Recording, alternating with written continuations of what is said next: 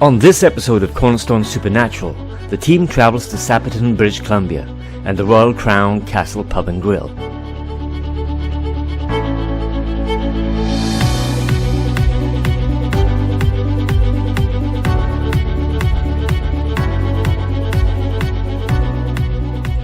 After British Columbia joined Federation in 1871, and with the population of Western Canada increasing, the need for a federal prison in Western Canada became apparent. The fact that the Transcontinental Railroad had not yet been constructed made transporting prisoners long distances east to other federal institutions costly and difficult, which further exacerbated the need, planning and construction for the BC Penitentiary. The site selected was a hillside overlooking the Fraser River in the Sapperton neighbourhood of New Westminster. The prison received its first inmates in 1878 and opened without fanfare. The buildings and structures that made up the BC Penitentiary site were added gradually. The original complex, comprising the main gate, house, and a few brick and wooden buildings, the large cell blocks, which housed most of the inmates, were constructed between 1904 and 1914. BC Penitentiary was replete with structural problems when it opened, including flooding of the basement, faulty plumbing and heating, bars either missing from windows or not properly affixed to the wall, and the lack of proper medical facilities. Major repairs and renovations were conducted over several years to remedy these issues, with most of the work performed by inmate work crews. The site was initially fenced by a wooden fence, which was soon upgraded to a 30-foot rock wall, and finally 40-foot concrete walls. Guard towers were located on each corner. Until 1961, the prison incorporated a farm located across the street from the penitentiary, where some inmates would be assigned work. The farm produced a sizable portion of the food used in the institutional kitchens. The farm was economically viable, and late 1950s, however, increasing costs of its operation decreased costs of buying food from outside sources. The perceived decline in the usefulness of providing agricultural training to inmates, and the increasing urbanization of the surrounding areas, led to the decision to close the farm and sell the farmland to the city of New Westminster. Staffing requirements increased over time in accordance with standards dictated by the Canadian Penitentiary Service. They were 171 in the mid-1950s and increased to 363 in 1976, despite a decrease in the prison's population during that period. BC Penitentiary experienced severe overcrowding starting in the 1950s, holding as many as 765 prisoners in 1958. The Canadian penitentiary system attempted to alleviate this by transferring inmates to other institutions, such as the recently opened William Head Institution. By the mid-1960s, the population had been reduced to around 500 inmates. However, this did not prevent the series of violent riots and hostage takings that plagued BC Penitentiary in its final years. On March 12, 1979, Correctional Services of Canada announced that British Columbia Penitentiary would close. Inmates would gradually transfer to Kent Institution, the last inmates leaving on February 15, 1980. For 2 weeks in May 1980, the prison was opened to the public for the first time. Over 80,000 attended the open house. Although BC Penitentiary had opened with no ceremony or fanfare whatsoever 102 years earlier, a formal ceremony attended by various dignitaries was held to mark its closing on May 10, 1980. Most of the buildings of the former BC Penitentiary site had been demolished and replaced by residential housing and parkland. Only 4 parts of the original prison still remain: the gatehouse, which is now a sports bar, where we are now; the coal house; the original cinder block, which has been converted to offices; and the cemetery. Do you have any idea why this particular building was saved from the penitentiary when all the rest were torn down, except for maybe the guards building? You know what? I really don't know. I think just the simple fact that this was the administration building. So the aspects of what happened with this building was the prisoners were just processed through and then put out to their nice new establishments. Sure. And what do you think about, what can you tell us about the tunnel? that it was part of the property here? You know what, I can't say much about the tunnel because I really don't know. I've been told there was one coming up from the water and right about where our elevator is, and so that we were brought up from the water through the tunnel and then put downstairs into the holding area, we'll call it, where they're processed, and then they were let go and into the field per se, I guess, to the different buildings that house them. Speaking about the downstairs, I like this place. Point two. Oh, what's in here? Santa Claus. I mean, it does have a lot of energy. And being some of the former cells down there, one of our investigators wanted to know about especially Stephen's office. And the jail, the bars have now sitting in his office. Do you think that, who goes down there the most? Is it you, or do you think Stephen is Stephen's usually down there on his own, and the last investigation was pretty interesting with what happened. I remember you and I were down there, and we caught some activity quite well, and then a group of us went down, and nothing happened. We were in there for 20 minutes, and then I just decided to leave and just say, when I go, I'm sure there'll be some activity. And sure enough, as soon as I left, there was some activity. Reason being, I have no idea. Just the way it happens, I guess, sometimes. Energy is really key around here, positive and negative. When you first came here, there was a lot of negative in the spirit activity that was here. Is that correct? Yeah, I believe there was, just with the whole atmosphere of, operators maybe previous to things that happened, and then with our group here that took over the castle with Fish and his team, it just brought in a real positive energy. So we went from about 9 or 10 spirits, I think it was, our shaman said, down to 6. And the energy was just very positive. Nobody worries about it all. It's something that I don't think people should worry about. It's just a very interesting aspect of the building. The structured light sensor picked up the toll in the ballroom. We're here at the castle. This is in the room that's currently under construction. Have you been overseeing the renovations that have been going on? Have you been here a long time? Is there something wrong with your back leg? That one leg? You have one. Oh, here. You want to see this? Or on that side. But right now, What are you doing?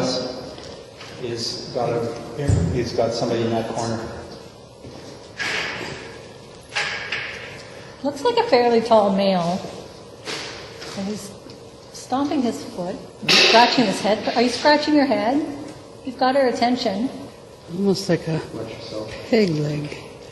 So yeah, he's been with us for a few minutes now.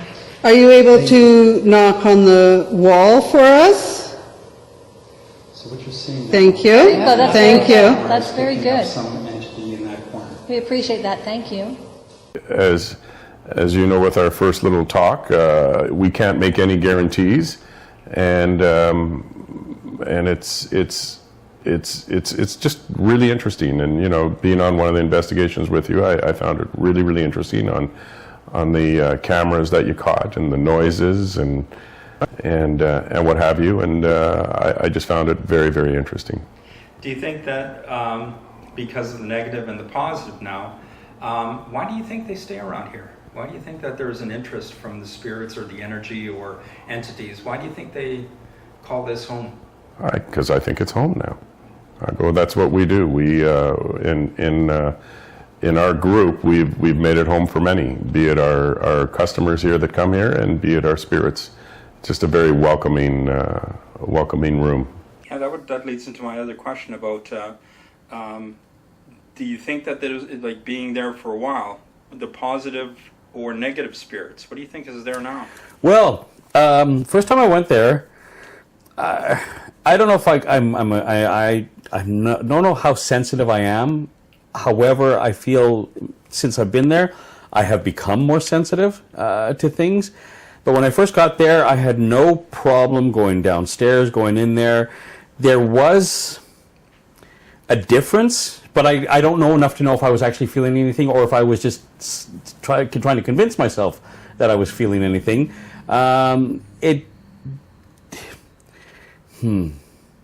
It was exciting because it was a new venture, what was going on. It had a history, and I didn't want to color whatever I was picking up with the knowledge of that history. However, I found as time went on and as things started to change there, and then the people who Fish had actually brought into the place, and he brought in some really cool spiritual people who had helped cleanse it and helped let the spirits travel on, especially the ones who had a negative issue. I myself never really picked up on any negativity, but my first time that I actually really felt something was because of you guys. Was the very first night that you guys are over here, and I don't know if I told you the story, but I've told the story many times since, is that I had already been there, we'd already been there almost a year, I think before our first investigation, and I'd gone upstairs countless times in the evening by myself. I had never an issue going upstairs or whether I get something just to hang out, just to, whatever. Never felt anything.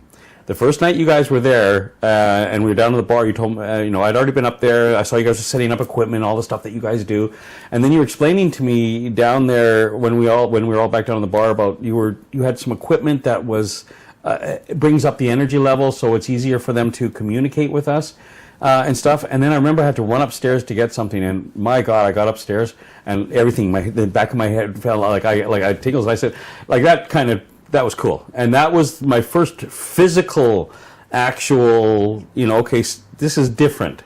And because of the amount of experience I've already had in that castle, that said something to me. That was in my entire life. I've had a healthy skepticism. I like to believe. I've always wanted to believe. I've never been closed-minded to, the other world, if there is another world, if it actually exists. But that was my first experience. And then I've had more after that, of course, everything else that had happened after that. So that was really cool. This is a video of the tall and the small in the same room of which you're standing right now. Take a look at the SLS panel. Well, thank you for stepping forward. One, Like we said, this doesn't hurt you, as you can see. It's kind of a neat device that allows us to see you. You're much taller than your friend. Yeah. Is your friend a child? What are you feeling about that? Is you're bang on concentrating on this crazy? Yeah, I'm feeling like electricity all on my left side of my body. And my hair and my left eyebrow is standing up. So it's interesting. There's two individuals over there. Is there more than two? Have you got more friends that stay here?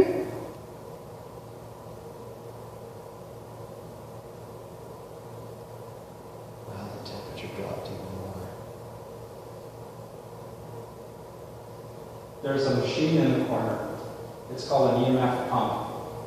And what it does is you can draw your energy from that and make yourself known like you are on the SLS. So by all means, use that energy. What do you think your guests will experience on Halloween there? Okay. If nothing else, they have fun. That's what I want them to experience. I want them to learn. I want them to maybe, and I'm sure there will be people there who are, okay, there's no way, there's no such thing as ghosts. I don't believe in that kind of stuff, no matter what you do. Maybe open up a crack there. For those who already are open-minded to it, I would hope there'll be enough to have an experience. And I remember when you guys first went there as well with that, the device that does the stickman thing, and I'm sure you'll be explaining that this on the Halloween night. I remember when you first showed it to us in the bar, you were telling us at the theater, the Orpheum was the Orpheum? Or one of the theaters? Stanley. The Stanley, okay, Yep. I apologize. The Stanley Theater, which definitely has a reputation. And that was your first experience, if I remember, or one of the first experiences you had of actually seeing something, and you were looking up and down the thing, and then that thing comes out of the aisle, and you saw that, and that was really kind of freaky. But then you also had reacted at the castle, literally as soon as you turned on the device, it was there. There was no waiting. You picked it up right away. And what excited me was I did, after that day, I'll tell you, I still had some skepticism, so I did some research on that.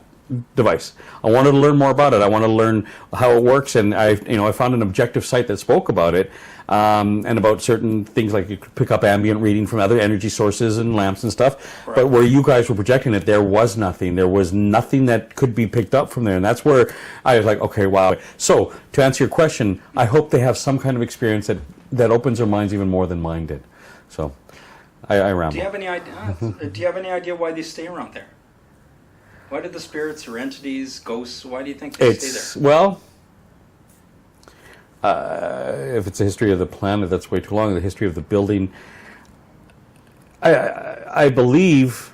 Yeah, well, it's a very old building. I believe that it's become a spiritual hotspot, starting on a negative side, because there was, from what I understand, and just in my own reading, separate of this whole world and books that I've read and stuff that I read, there was a much more powerful negative energy condensed into that one area. Because you keep in mind, it was a prison. There was a lot of evil there. There was a lot of, and there was a lot of evil not just in the people that were in there, but how some of the people in there were treated. Some of the people who could very well have been innocent treated. So there were souls in there that had been cheated of the life that they should have had, and maybe want to have, didn't leave, didn't get closure, didn't get out of there. The penitentiary had been taken down. Maybe some of them left then because everything changed, that landscape changed. But that's still part of an existing history that goes back to, back to when our province began, 200 years over 200 years ago, when things were being settled here in BC. So one of our investigators wanted to know whether it was you or Shane downstairs. In your office. I mean, who goes down there the most? In my office? And I guess the other question is, why in all of the jail cells, why did you take the doors and put them into your office? Well, first it was aesthetic, to be honestly aesthetic, and it was also part of the history.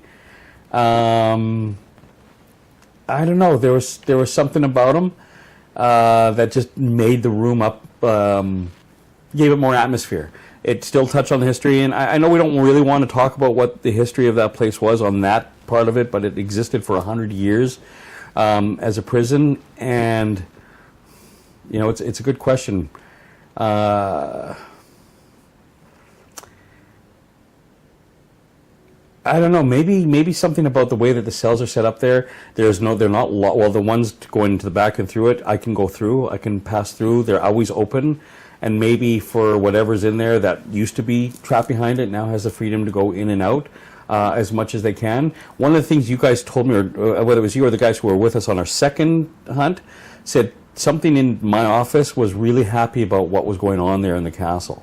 That's what they were picking up. That's what somebody was picking up, and I felt good because it was coming out of my office, and I was trying to set up a room that was the where the heart of all the fun stuff was. All the game show stuff, the magic stuff, all the entertainment that we want to have in there. And it felt good to hear them say they were liking what was going on. So they were happy with me being in there. There was no feeling like you shouldn't be in here, you got to get out of here and stuff. So that's good. Yeah, that I think the openness to the cells, now that they're no longer a representative of something that's trapped, it's now something that's free to come and go. And my last question is, why do you work with Cornerstone Supernatural and its crew? Oh, I can't say that. Okay. Because they won't stop bugging me.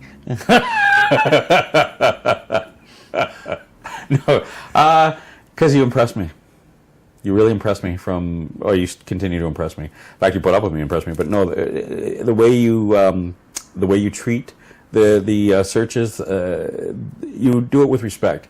You don't do it it doesn't feel fake. It doesn't feel, it feels real. And I didn't expect that. I'll be perfectly honest, I didn't expect that. I've seen some of the ghost hunting shows, and I have more skepticism of that stuff than I got when I was with you guys. And because I guess kinesthetically I felt it. I felt something is what impressed me even more. And we believe in the equipment. I still checked. I did my due diligence, and nothing has swayed my belief. And that's why I'm excited to be able to work with you guys again. Why do I work with them? I think it's just a very comfortable aspect of something that is really quite unknown, and the comfort with the group and yourself, very unintrusive, and very informative as well, I think, and a good group of people, great group of people, so very down to earth.